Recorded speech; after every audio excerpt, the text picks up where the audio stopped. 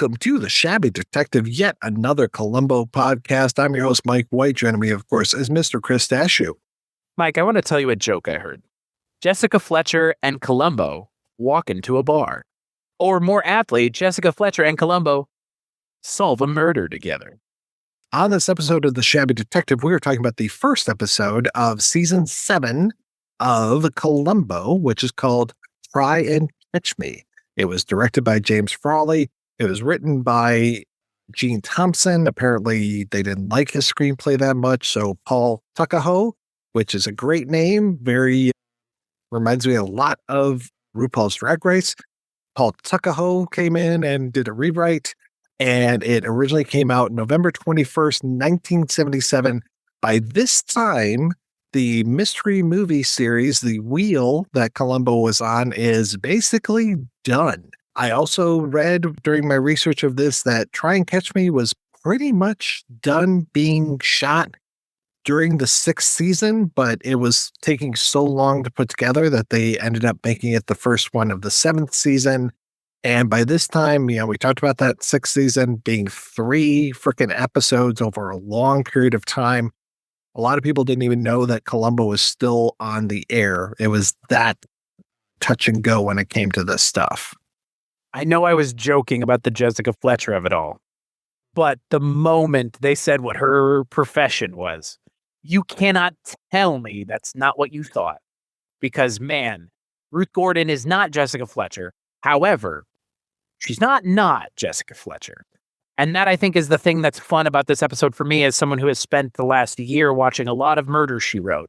Just because it's something that's easy to get to on Hulu and leave on in the background. And it's fairly, what's the term, non-offensive or non-challenging content, especially my favorite episodes of that show. And I don't know if we're going to get them with Columbo, probably not, but let's see what my niece is up to in New York so I, Angela Lansbury, can fucking not work on this episode. I mean, there was the Tom Bosley season, or like he would come in and do things as well. It's like, whoa. It's wild. I'm not saying a Murder, She Wrote podcast would be fun, but it would be. But Ruth Gordon in this episode of Columbo, I mean, again, is proto Jessica Fletcher. It's the closest I think I've seen so far in the show. Maybe, again, I haven't looked ahead. I haven't ruined anything for myself other than knowing that the next episode has a Bond villain in it. I don't know if there's ever another female horror author or a murder mystery author that comes back. So I was just tickled pink this entire episode. I was like, this is the funniest thing. And man, they milk that scene at the beginning with Edmund going in and out of the safe so many times. I was just laughing. I was like, just lock this motherfucker in there already. Just do it already. And man, there's a shot at the beginning of this that I'm wondering if it reminded you of a little sci-fi film from the 70s. Because there's a shot between Ruth Gordon and the actor that plays Edmund with 2 people riding behind them on horses that I was convinced as they got closer would be apes from Planet of the Apes on horseback with a net. Because the shot was just so strange the way it was crafted. I was like, is Paul Williams as an ape going to roll up on a horse? So I enjoyed this episode immensely. I don't know about you. I'm very curious, Mike. I'm really glad that you enjoyed this one because I don't. Good night, folks. This has been yet another episode of The Shabby Detective with music by John Walker. I'm really, really glad that you like this because, yeah, this one, I don't know if I've just seen it too many times or what it is about this. And I think what it is it reminds me too much of one of my most favorite episodes of all times, which is Any Old Port in a Storm. This whole idea of locking the nephew into the safe and him dying a horrible death just as she's about to take off to New York and as her alibi now. And I'm like, okay. And then the other thing is that Columbo, we talk about how soon does he know when the killer is the killer? It feels like he knows before he even walks in the door. You mean when Columbo walks out of the safe? When he walks out of the safe, I know everything that's going on. And then it just becomes this cat and mouse. But it's not that interesting of a cat and mouse to me when it comes to him and Ruth Gordon, because it feels like he knows that she did it, and it feels like she knows that he knows that she did it. I mean, the name of the episode, Try and Catch Me. It's basically a taunt. And that's what she's doing through so much of this freaking episode. It's just taunting Columbo, especially the finale of this. And we'll get there, but She is not really trying to hide too much. No, and that is why I loved this episode. And I think it's probably because if I had a spirit animal, it might be part Ruth Gordon because I would say she's such a fucking bitch to Columbo in this episode. And she is, but it's done in like what I would consider to be the most humorous way possible, which is not with any sort of malice. She's just like setting him up constantly and just being like, well, maybe I think one of my favorite lines in the entire episode was, well, maybe the door closed and the dial bumped itself and it locked itself. And it's like, what are you're trying to shovel shit down this man's throat? Give me a break, lady. I guess this is something I've always wondered. Now, correct me if I'm wrong or correct my headcanon with some of Mike White's headcanon with Columbo, since you've watched this so much. Do people in LA know who Detective Columbo is? I don't think that the general population knows. I mean, we have the one where he goes down to Mexico, and it feels like the guy that is the deputy there Knows Columbo. he knows. Yeah, I think within police circles he's known, but even his, the police commissioner that he had to put away a few seasons ago, he didn't seem to know how great Columbo is because he's trying to pull some shit on Columbo as well. But then he's trying to use his power of position to get Columbo off the case, just like Gene Barry was trying to get him off the case. But yeah, she makes some of the biggest boneheaded mistakes in the world that it just becomes like, well, why are we even having this discussion? I mean, the whole, it reminds me a little bit of old fashioned murder where the murderer has the lights turned off. And it's like, well, how the hell did this guy get in here and do this stuff if the lights were off? And it's like, well, what about this? And what about this? It's like, no, the lights were off. I verified with the other detectives that the lights were off when I came in here. Same thing with this, where it's like the alarm was set. How did this guy get into the safe and then set the alarm? Or why would he set the alarm and then get into the safe and not have a way out?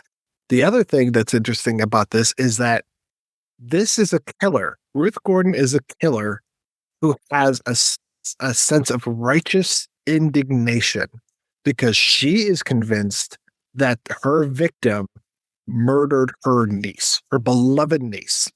We never know if he did or not. And apparently in some of the earlier drafts of the script, there were things where they talk about how this guy beat the niece. And so you're just like, oh, fuck yeah, fuck this guy. He deserves to die.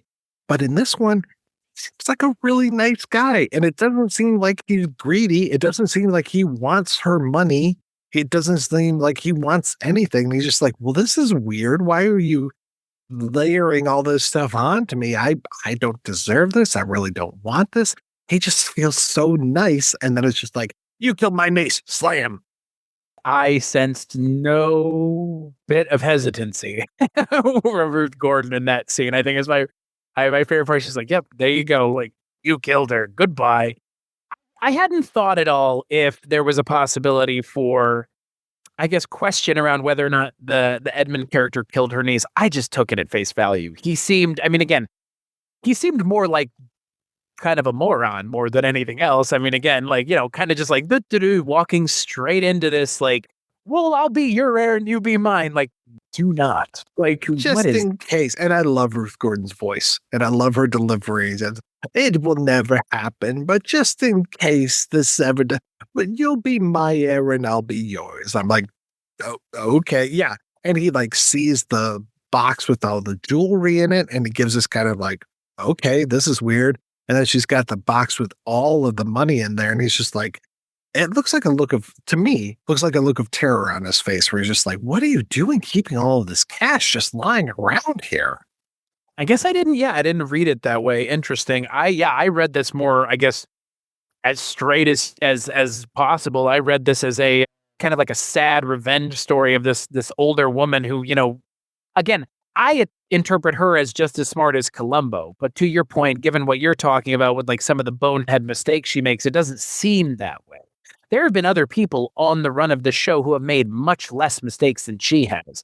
And Columbo has effectively caught them with circumstantial evidence. Not to say in this episode, it's not a bit of a stretch how he catches her, because he goes, deathbed confession. That's very strong evidence. Columbo. No, it's not. Actually, deathbed confessions are inadmissible in a court of law. Just so we are all clear, because they're often made under duress.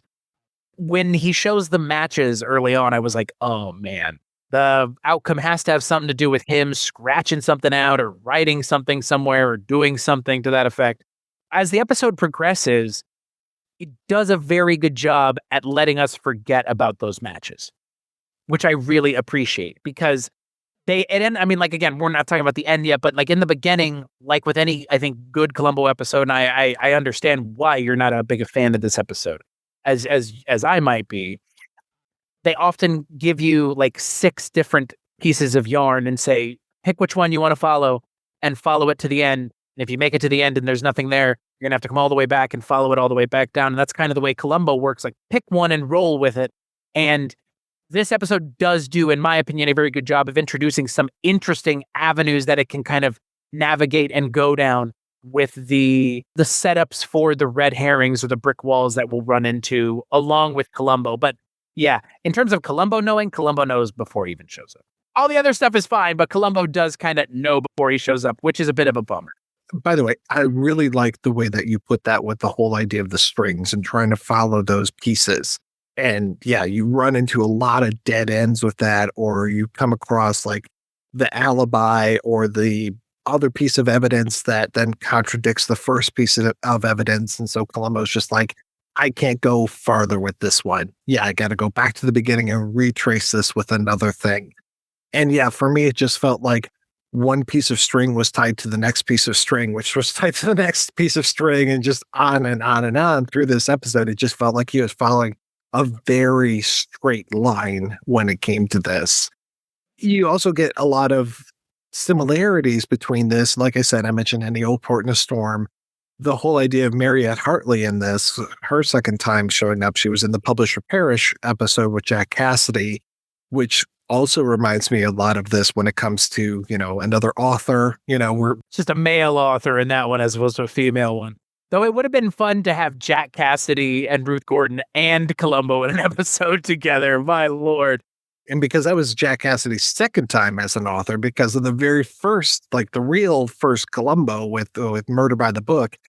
So in that one with Murder by the Book, you've got the woman who runs the store and how she finds out and she's going to try to blackmail him and she ends up dead. I really expected that Mariette Hartley was going to end up dead in this episode because she starts saying like, oh, well, we're going to have to renegotiate our contract, and it feels very similar. I want to say that the assistant in Any Old Port in the Storm, she also figured out what was going on and tried to, it wasn't blackmailing Donald Pleasance for money, but it was blackmailing him like, you're going to be my husband now, basically. This is the love of my life, this murderer guy. And here it's like Mariette Hartley, she might as well have been another niece, but instead she's like this assistant. And she's like, well, we're going to have to renegotiate my contract. Like, yeah, I've got these keys. And what the fuck was Ruth Gordon doing? Putting the keys in the sand before she leaves? Just take those with you to New York and drop them anywhere in the entire city of New York. Or just anywhere. Any place, yes. I'm going through security at the airport, which I didn't have in 1977. I'm going through security at the airport, and I'm just going to leave the keys at the metal detector, and they're going to announce, we've got a set of keys here. Can somebody claim these? And she's just never going to claim them. That's it. That's all you have to do. That is the one part of the episode that I was like, oh my God. It's like, see here, we got this picture. And then we show you another picture. And it's just like, you would take a picture just this sprinkler head, Columbo. And zooming in on it, it's like, we just happened to have a picture of the spot. And she just happened to put them in the most obvious place possible. As you said about Ruth Gordon making boneheaded moves, one of the most boneheaded moves is to just put the keys at your own house after you know that they've been taking pictures. What were you thinking? I like her performance. She doesn't belie the intelligence her character is meant to have. And I know that there are these moments where she's like, well, I'm just a little old lady who writes, and I'm only smart when I write. And it's like, but you have this like giant house. You are super wealthy. You are not dumb. And yet, to your point, like she does make a lot of these really costly errors, but again, an error that anyone with any sort of training in murder mystery writing would catch. And so it's like, again, you're not necessarily Jessica Fletcher. I think if Jessica Fletcher went up against Columbo, I think Jessica Fletcher might actually get away with it. Columbo would just be like, I don't know what to do here. Like, you're just going to get away with it. Like, I was actually expecting at the end of this episode for that to happen. I was expecting for Columbo to let her get away with it because it is, again, if you go down the straight path, it is a justified murder. Right. If you believe that the nephew was responsible for the niece's murder. Yeah. Or death, I should say. Because they don't even know if it is. Yeah. Yeah. Which, could be another salute to the Commodore, I suppose. She's very Jessica Fletcher. Of course, she's very Agatha Christie. And this idea of her going to New York to see the last performance of this play that she wrote and had been running forever feels very much like The Mousetrap, which I think played the East End for decades. And that's very much a nod.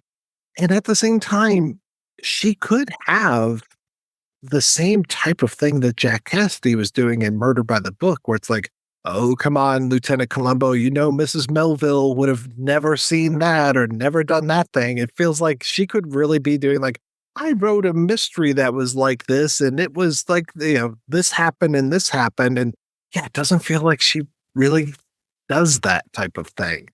The other thing I wasn't a big fan of was we're playing on the Columbo tropes now because everyone keeps saying to him, oh, just one more thing, Lieutenant.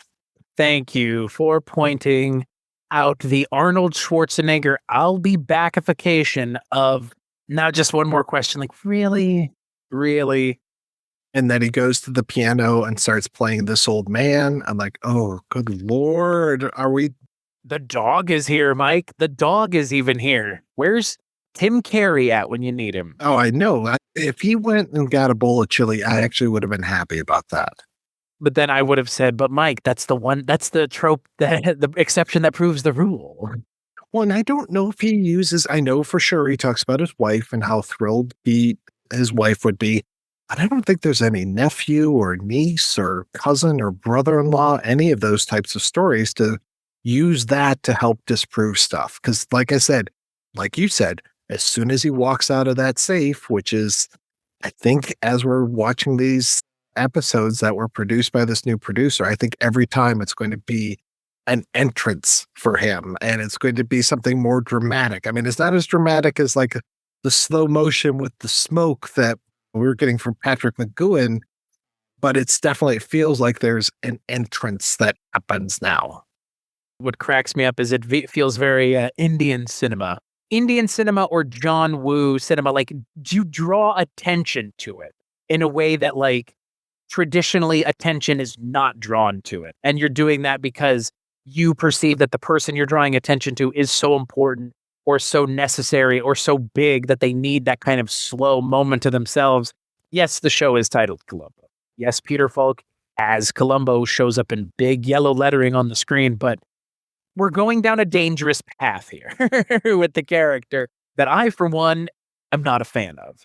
Columbo worked better as an organic character, not as a character of tropes and ideas sewn together piecemeal because there's a style Bible for Columbo. The show Poker Face, I think, is a very good example of that. There's very little mythology in the show, as it were, in that first season. I never saw the second season. Second season was great. Second season was really rock solid. And they introduced a new character who was only a voice on a CB, and it was Steve Buscemi. And I thought for sure, last episode of the first season, here comes Steve Buscemi, but they actually stayed away from doing that, which I thought was great at the same time. And now these motherfuckers are canceling this show. I'm like, what is your problem? Of all the shit that's on TV right now, you're going to cancel Poker Face? And Brian Johnson even was like, well, we're going to move away from Natasha Lyonne, and we're actually going to bring in Peter Dinklage, and he's going to be our main character. I'm like, I'm curious to see how you do that. I would really like to see how you switch protagonists in the third season. But you know what? I love Natasha Lyonne and I love Peter Dinklage. Bring it on. Let's see it. It's a show that I think uses the Columbo formula, but does what I have always wanted Columbo to do. And it seems now that Columbo is staying away from it, which is just allowing the character to be in the setting and give it time to like breathe and move and stretch its limbs a little bit. Like Natasha Lyonne is given a lot of bandwidth in that show to be a character, and her ability as an actress comes through. And Peter Falk is such a good actor. We would not be watching the show if not for Peter Falk, period. A show that we did and we talked the entire length of the show. Barney Miller. We wouldn't have talked about that show if not for Hal Linden. He was the rock the foundation that the show was built on. Peter Falk in this show is so good because they just go, hey, Peter Falk. And we've talked about the Falkisms and the weird Falksian like interludes of him trying to like do his emissions tests or some of that weird stuff from some of the episodes. When they just let him be as Columbo and don't tell him how to be Columbo, but just let him be Columbo, the show is much better. And yeah, I noticed that in this episode. It made me really not uncomfortable, but it definitely disappointed me a little bit that all of a sudden Columbo's catchphrases are being given to other people in a kind of like, Tom Baker wink and a nod. And it's not that I don't appreciate it, but are we really there already? I mean, we're 7 seasons in, though the last season was nothing. I guess officially this is the 41st episode, not counting those 2 pilots that we talked about. So I guess 40 episodes in and you're okay with, really pointing out the catchphrases, really pointing out the this old man of things, which I liked that it was barely a thing, that it was like him whistling and rowing that boat out and everything, or like just, I think it was maybe like one other time that we had a this old man sighting. I don't need it. And it just gets worse. I don't know about this season. Like, it's interesting looking ahead a little bit. I'm just like, okay, I remember the next episode. I remember the 4th episode. And I remember the 5th episode. But the 3rd episode of the season, I have no memory of it. So I'm curious to see what that one turns into. So, but when it comes to this one, like when I put this on last night, Andrea was just like, oh, this one. And I was like, you don't like this episode? She's like, it's fine, but they just play it so much. I guess like when she watches Ovation or any of these other channels, like this is a favorite of people's. And she's like, I've seen it way too many times. I feel like I'm being a little unfair because I feel like I've seen it too many times. And they do some things here, like the whole thing with the belly dancing class and stuff. I'm like, this is a little much here. Like, I don't know exactly why you're doing this. Max Gale doing karate of it all. That's what it reminded me of. Like when we did Barney Miller, for those of you that don't know, at the beginning of that show, it had the very like 70s 3 seconds of action with a freeze frame and then the character. And there was one of Max Gale in a legit like karate like outfit doing karate. And it was always like, what does this have to do with anything? And I'm convinced that the belly dancing scene in this episode was just so they could have that on the next episode of Columbo. Just having him standing in that, like, what is this? What is this supposed to be? They all form a circle around him? Yeah. Yeah, like it's so strange. And again, it's almost like it exists solely to bring the viewer in as like a enticement. It is so unnecessarily like, what would it be like if we set this at a belly dance studio? What would it be like? Belly dancing as a way to lose weight, belly dancing as a way to, I don't understand what the belly dancing was even for. I'm just kind of at a loss. I guess that was probably a thing in 77, learning belly dancing, a new tantric dance style from the Middle East. I legit think it was, because I remember my mom she went to community college. I don't remember when that was, what age I was. I know I've talked about this on another episode, talking about death and dying classes, and that those were a rage for a while. belly dancing was actually a rage for a while. I remember her in like some sort of anthropology class, and it was like, oh, we had this belly dancer come in. I was just like, okay, that's interesting. Yeah. Yeah. I mean, like the fatty technology, like Levinson and Link, we talked about the storyteller of it all. Like Levinson and Link are always kind of not them specifically anymore, given that you mentioned the storyteller, they're not really the showrunners anymore, but the showrunners of the show and the people who make the show are very much finger on the pulse of things that are going on. The technology of it all is very much like an outcropping of that idea. And definitely like for me, the belly dancing was like, this just must have been a thing. Like this had to have been a thing. And to your point, like definitely sounds like it was a thing. Not anymore. Pole dancing is maybe the close equivalent now. Like I put a pole in my bedroom so I could learn how to pole dance. Like, all right. Same difference, I guess. I was on a podcast the other night. I was doing a trivia game show type podcast, and this woman had a pole behind her, and somebody's like, "Is that up for Festivus?" And she's like, "No, I'm a pole dancer." And it's just like, okay, yeah, that's a thing now. Like that is a legit thing now, and more power to people because I could never freaking do that. And by the way, and I know that this isn't always stripping, but the origins have to be from stripping, right? Or were there people dancing on poles before that? But I will tell you, when I've been to strip clubs that have poles and they have a really good pole action, like they can really work that pole. And I know that sounds awful, but I'm talking about like can climb up it and slide down and spin around and do all this kind of stuff. I'm just like, that is amazing. Like that is such a great entertainment. And these people are able to build up their muscles and get fit from pole dancing. Great. That is fantastic. Do whatever you want to do. But yeah, it's so interesting that it is the trend, like basically modern day belly dancing. And I'm sure there are plenty of belly dance classes going out as well, which is terrific. However you get your kicks, however you get pleasure out of stuff is wonderful. I'm not trying to besmirch any pole dancer or belly dancer or anything.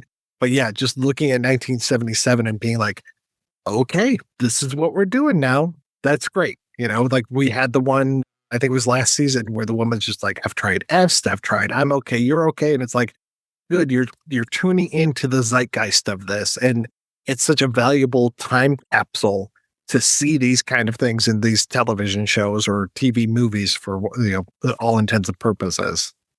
Columbo being so aware of the time and being set in essentially present, at the time, present day Los Angeles. I think it just, I lost my mantra. I always think of that from Annie Hall. Like I lost my mantra. Like when I think of LA of the 70s, like people who were watching the show that didn't live in LA were like, look at this wild, crazy place. And, especially in middle America, they're out there eating sushi.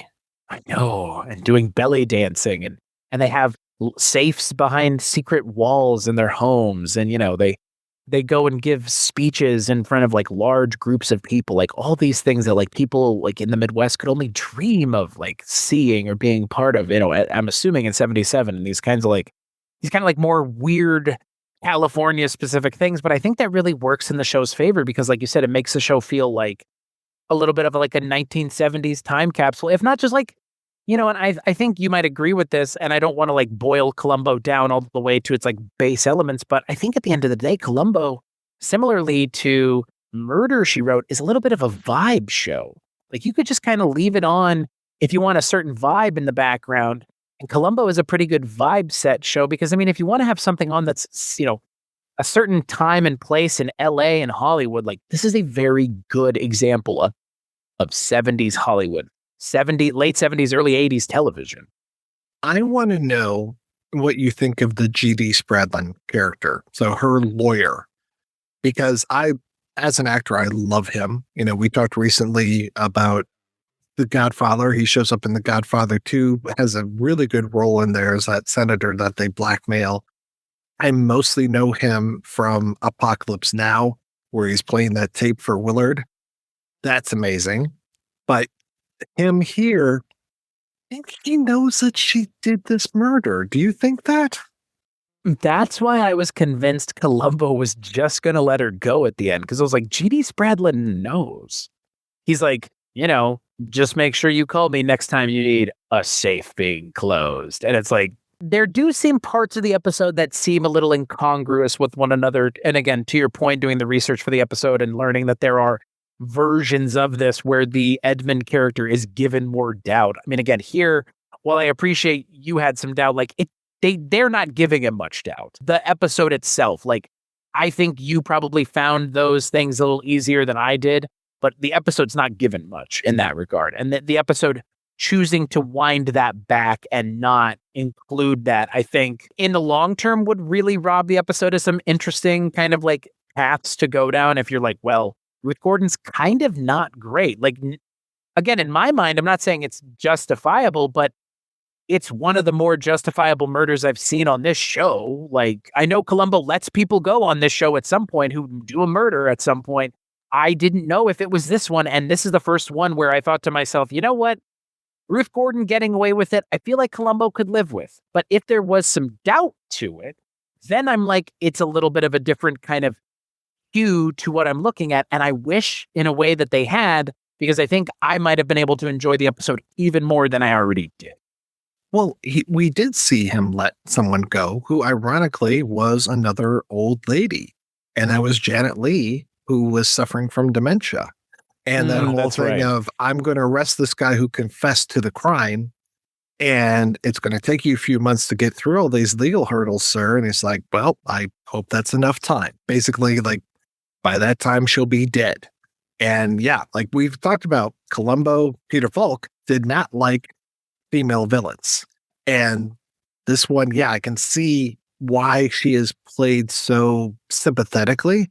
But I honestly have problems at the end of this when he's got that safety deposit boxes and he starts arranging them like a puzzle. And every single time he does it, she has to have this whole thing like, hey, why? Maybe it's a cosmic question. Why? Dear Edmund in the safe, questioning the meaning of life. Or why he was murdered, ma'am. Oh, every character I write knows exactly why he was murdered. Let's try again. oh, it's an arrow. Well, is it pointing down? Well, he was probably thinking about... What do you make of that, ma'am? An arrow pointing straight down. You think he wanted to call attention to his new shoes? And she just like has this running monologue as he's trying to do this. And I'm like, this is a little much. And I think Ruth Gordon sells it because she is so freaking good.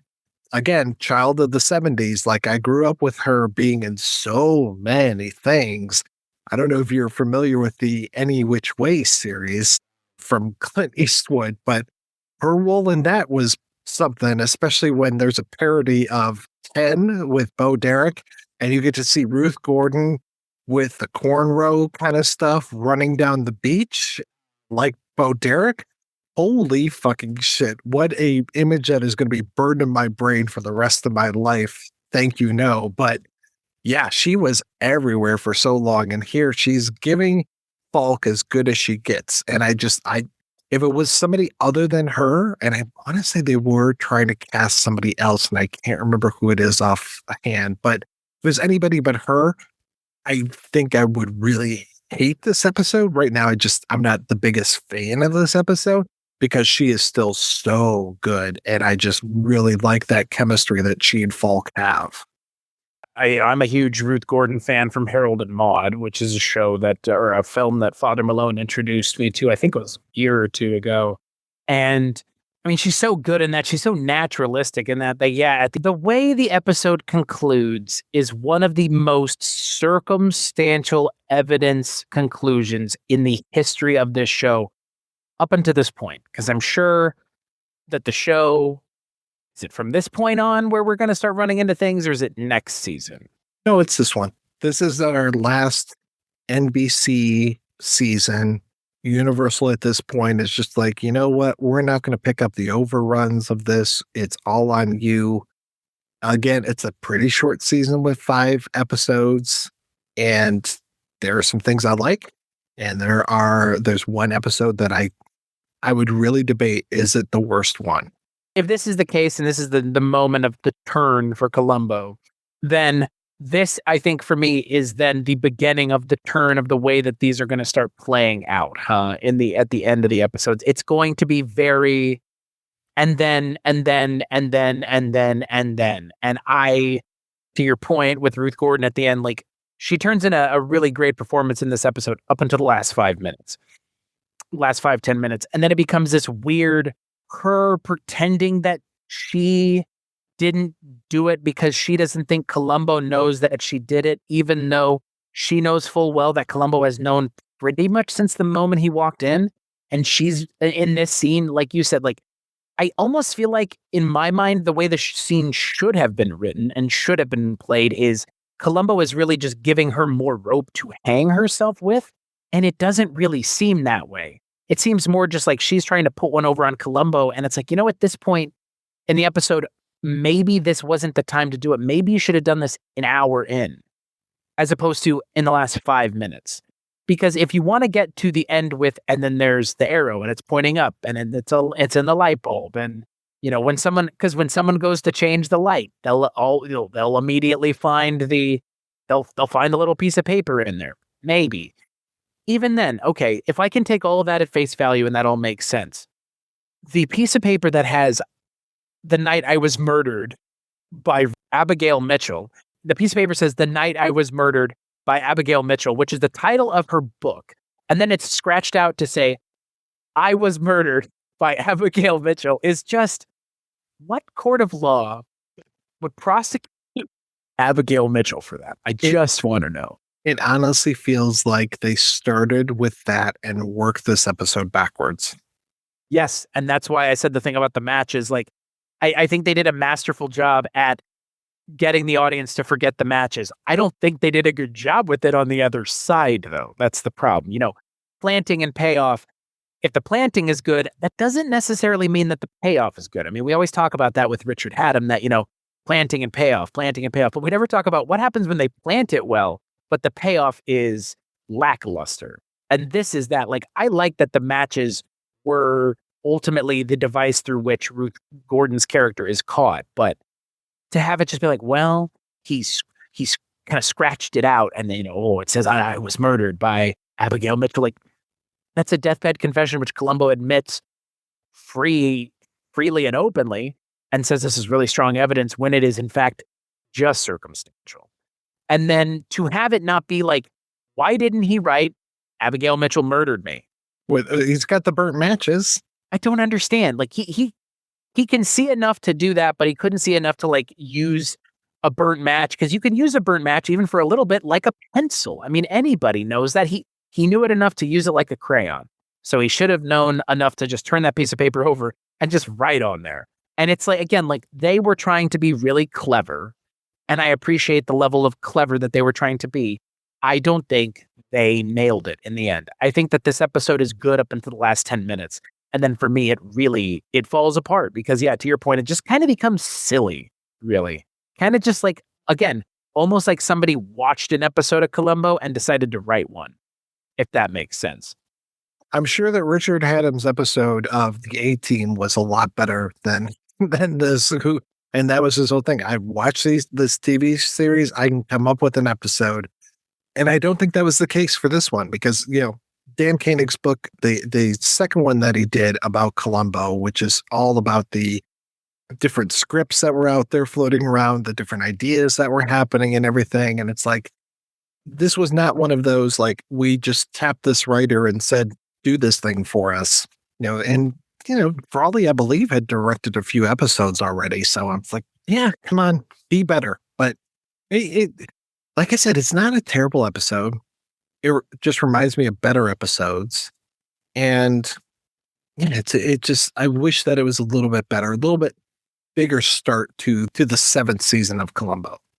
For me, that's the other kind of big takeaway. And that was the thing that we always talk about, like, a good opening salvo, as it were, for the season, or for again, like, what you're going to be getting into if you're watching Columbo. Just imagine just coming to the show now. Like, at this point in the 7th season, in this first episode, like, I don't think you would not enjoy the show, but I think people who are watching the show up until this point were like, I've kind of seen this before a bit. And, as much as I do appreciate and enjoy this episode based primarily on Ruth Gordon's performance, opposite Peter Falk, I can't deny that this episode is, in a lot of ways, like what we've already seen before. Not identical, mind you, but what we've seen before enough that I can, like you said, like, oh, there's a Jack Cassidy, and there's this, and there's a little bit of this, and a little bit of this. And it's like, and even like, again, like, even we're going to talk about, like, again, talked about something like Jessica Fletcher, a character that Levinson and Link would go on to create as well. Like, we're kind of just walking around in the same circle here, as opposed to making the circle bigger. The circle's just kind of, you're walking around in it. You're not really giving yourself any more new room or things to do or play with or ideas to kind of expound upon. And I'm really, I wouldn't say I'm disappointed by that, but if this is where we're going and we're just going to start walking in the circle and the circle's going to start being dug into the ground as opposed to being any bigger, that's kind of a bummer. But at the same time, like, I guess 7 seasons in, the show's kind of reached its peak, not of popularity, but I guess of peak ability to entice new people in, to like set that amount of audience in, because I know that once season 8 starts, it's more or less like Columbo's back.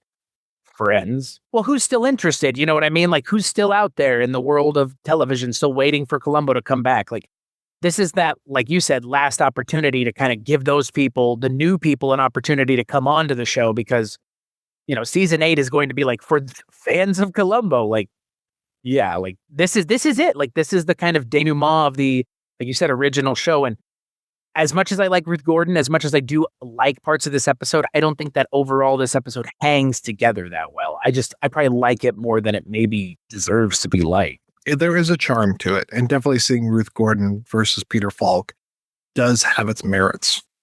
Unfortunately, that might be where most of the merits lie. I'm just willing to give that merit a lot of room. You know what I mean? Like a lot of room and kind of credit for how good it is, because we have had kind of some villains or murderers in the show that haven't been as engaging with Peter Falk. And Ruth Gordon is very engaging with Peter Falk, which I really, really, really appreciate. So, yeah, I enjoyed this episode. I understand this episode's faults and its problems for sure, but I think it's a good episode because of Ruth Gordon's performance, but I think it's kind of a mediocre episode based on the other, like, Columbo trappings that we get.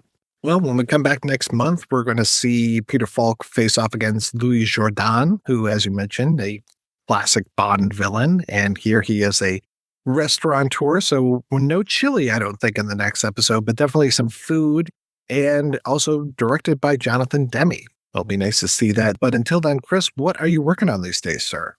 Working on podcasts over at weirdingwaymedia.com, where every podcast that I work on can be found there. I do a weekly show called The Culture Cast. I've been on, and not like a bit of a hiatus, but life has been kind of all over the place, and I haven't been able to commit to it the way that I want, which is unfortunate, but I'm trying to do better, which is the first step in all of this, is trying and taking accountability. So if you want to hear me and the things that I work on, weirdingwaymedia.com is where you can go. But once a month, if you are a Patreon supporter, you can hear us talking about James Bond over at patreon.com/culturecast, patreon.com/projection booth, and patreon.com/ oh wait, not Richard Haddam's podcast. Never mind. What about you, Mike? Yeah, pretty much the same darn thing. Every week I'm putting out new episodes of The Projection Booth. Once a month, we're talking about Columbo. We're talking about, well, I think, 2026 will be the year of What No Fucking Ziti. So everything that I do is over at weirdingwaymedia.com, and I would highly recommend that everyone check that out and go back through the old back catalog of these. Not only do we talk about Columbo, but we also talk about other Peter Falk things, as well as Lincoln Levinson stuff. So just had a really good conversation last month about Lincoln Levinson's TV movie from the same year that came out just about a month after this episode of Columbo, called The Storyteller. Great discussion, and I would highly recommend that everybody check that one out. If you like Lincoln Levinson stuff, we're trying to cover everything. And if you like Peter Falk stuff, we're trying to cover some things. And if you've ever wanted to hear two adults talk seriously about Corky Romano, you can do that too.